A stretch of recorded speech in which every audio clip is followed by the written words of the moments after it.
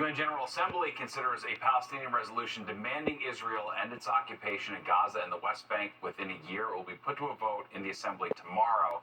The resolution demands Israel withdraw its forces, stop all new settlement building, and evacuate from Palestinian territory. It also calls for Israel to pay reparations to Palestinians for the damage caused by its occupation. The resolution comes as Israel's war against Hamas approaches its first anniversary. Senate Republicans today blocking a bill that would guarantee access to in vitro fertilization nationwide. It's the second time this year Republicans have stopped that legislation from moving forward. The bill would also require more health insurers to cover the procedure and expand coverage for military service members and veterans. Some Republicans call the push for a vote an election year stunt, while Democrats say they're trying to draw a contrast between the two parties when it comes to reproductive rights. Family members of the workers killed in the Baltimore bridge collapse announcing plans to sue the owner and manager of that cargo ship that crashed into the bridge. They're accusing the company of acting with negligence and ignoring problems on the ship. The Dolly was leaving the port of Baltimore back on March 26 when it lost power and slammed into the Francis Scott Key Bridge. All 6 of the victims were Latino immigrants. The Coast Guard hearings into what caused the Titan submersible to implode last year, killing 5 people, continued today. A former key employee of the submersible company OceanGate testified today. David Lockridge, the former director of marine operations for the company, said he expressed safety concerns about Titan and that the tragedy could have been prevented if U.S. authorities had investigated his complaints. He claimed that OceanGate's leaders were only motivated by money. Cost cutting, bad engineering decisions. I'd say that's the 2 main things. The desire to get to the Titanic as quickly as they could to start making profit. Lockridge said he was fired after expressing his concerns with the Titan sub in an inspection report. The Coast Guard hearings are expected to last into next week. Well, fighting amid the Russia-Ukraine war has raged on for over 2 years, and a local doctor has been jumping into action to volunteer his time and work to patients inside of Ukrainian operating rooms. All right, Fox 5's Richard Giacobis introduces us to a New Jersey-based neurosurgeon who's made it his mission to help Ukrainians in need. 2.5 years since Russia invaded Ukraine, the war still rages on, and the need to help the victims of this war is greater than ever. So just to give you a sense, where I did residency in Nashville, Tennessee at Vanderbilt, we were seeing maybe 10 penetrating brain injuries from gunshot wounds in a year. There in Ukraine, they're seeing that number every day. Dr. Luke Tomich is a neurosurgeon at the Epilepsy Institute of New Jersey and has spent the past decade volunteering in Ukraine. Since the war began in 2022, Dr. Tomich has made countless trips to the homeland of his ancestors with one mission. Our mission is to help. Things that the Ukrainians need help with now is deep brain stimulation, epilepsy surgery, things that require equipment, implants, expensive stuff. This is video inside one of the operating rooms in Lviv, western Ukraine, where Dr. Tomich sees hundreds of patients every time he visits. His specialty is epilepsy, and this selfless surgeon spends hours performing surgery after surgery. That was hard for us to see because, you see somebody in front of you who is physically really damaged, really had bad injuries. Dr. Tomich says it's the children and the soldiers who inspire him to keep returning to Ukraine. The innocent lives who have narrowly escaped death, and the soldiers who would give life and limb for their country. Most of them, even though a lot of them had amputations, they were badly injured, bad face injuries, their first question was, when can I go back? When can I get back with my group? When can I go back to the front?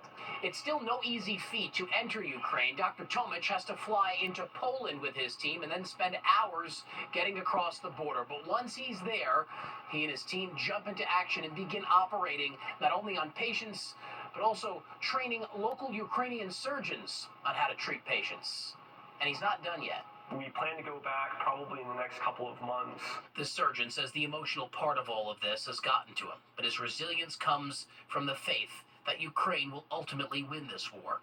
And until then, Dr. Tomich says he will continue doing what he calls God's work. I feel very lucky to do what I do. I think, I think a lot of it's in God's hands, not in ours, but we do our best. In Jersey City, Richard Giacobis, Fox 5 News. What an incredible job they're doing Yeah, there. for sure. It's a big change for teens on social media. All right, the change is Instagram is putting into effect for kids under the age of 18 in an attempt to keep them safer online. And the Garden State and the Empire State might have some new beef. The rankings on the highest intelligence scores throughout the U.S.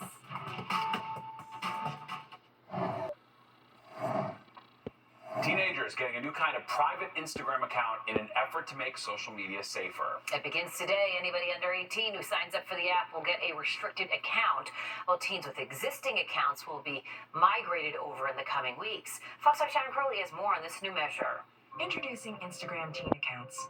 Automatic protections for teens. Facing increasing pressure from lawmakers and parents, the social media giant Meta, formerly known as Facebook, is now putting restrictions for teenagers on Instagram. Kate Ross is the public policy manager at Meta. We've launched teen accounts on Instagram, which essentially put teens in the most restrictive experience on Instagram to ensure that teens are having safe, age-appropriate experiences. All teen accounts will be switched over to private, and there will be restrictions on who they can message and what content they can see. A big part also addresses time management. Teen accounts will be set up to a sleep mode, which will prevent them from getting notifications at night.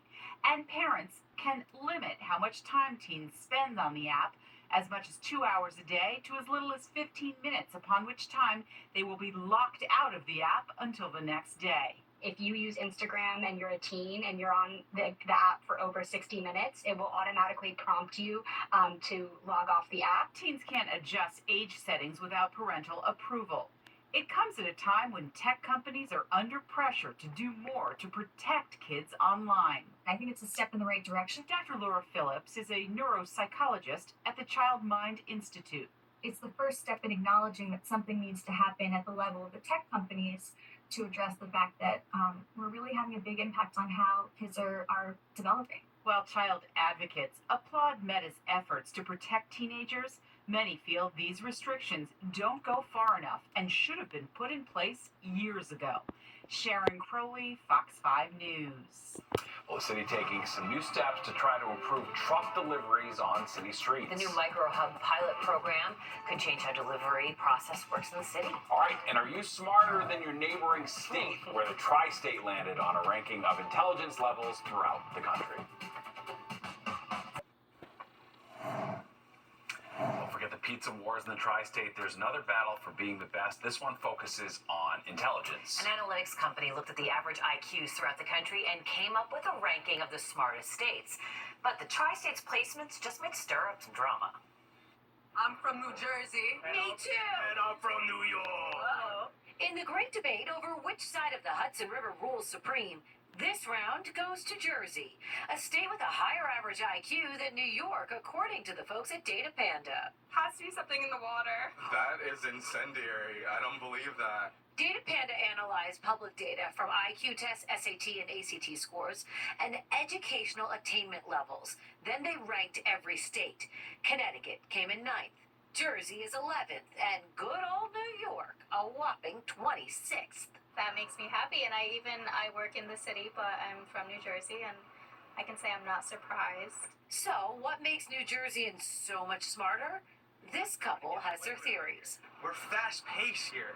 In New Jersey, everything's relaxed, easy, calm. It's all right, I'm gonna stand in traffic. Because we take our time and we sit down and we learn and we absorb what we learn instead of having everything be so fast-paced. The general consensus appears to be New Jersey also is quieter and calmer. Because there's nothing to do. In New York, you have to know how to cross the library and You have study. to know how to cross the street. You have to know how to talk to this person and that person. I think there's so much to do. You've got the Jersey Shore, Atlantic City, you got all the amusement parks, you got American Dream. The rest of the list just as surprising. Massachusetts, New Hampshire, and North Dakota round out the top 3. California, Louisiana, and Mississippi are in the bottom 3. Do you know anybody from Massachusetts? Yes, actually. Are they smart? They were pretty smart, actually. Do you know anybody from California? Very dumb. Very dumb. I don't know a lot of Bostoners, but maybe, I don't know, they might need to do that study again. I don't know. I'm not feeling that. That might be true, but just this once. Let's let Jersey have its moment. Would it make you want to move to New Jersey? Never. I'm a New Yorker, born and bred in the Bronx until I die. Hey now, watch it, buddy. I'm personally offended by this one. Go ahead, brag. You're from Massachusetts, Yes, that's right. number one. That's right. I feel pretty good about that. We are both faring a little better than Nick, though. Yeah, Chicago, Nick. That's Chicago the number origin story for you. 31. I would say I'm from New York. That's why he had to flee. He was too smart. I left when I was 6 months old. Yeah. So Okay, all right. I knew what I was doing even at that age. Parents could see the writing on the wall. Yeah. Right, and came to New York when I was 4. Pittsburgh in between. All right, so nice evening out there. Again, it's been a quiet day. Not as pretty of a day as we've seen recently. Bit of clouds this morning and some fog, and the sun came out. We're going to do it again tomorrow.